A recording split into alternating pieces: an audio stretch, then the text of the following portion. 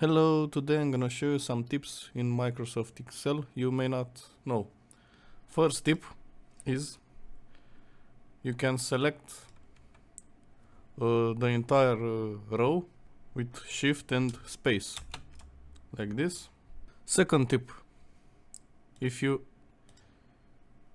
hold Control Shift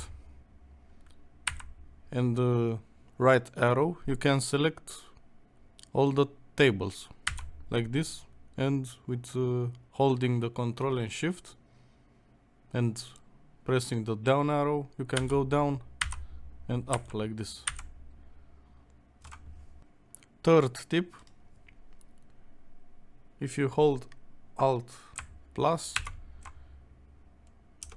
you get the automatic sum on this column. This is also available on the rows like this. Alt equal. This is the shortcut for the sum function.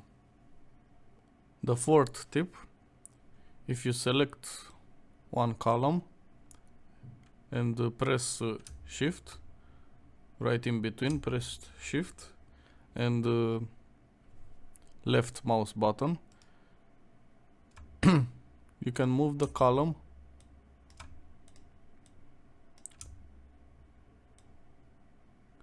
wherever you want.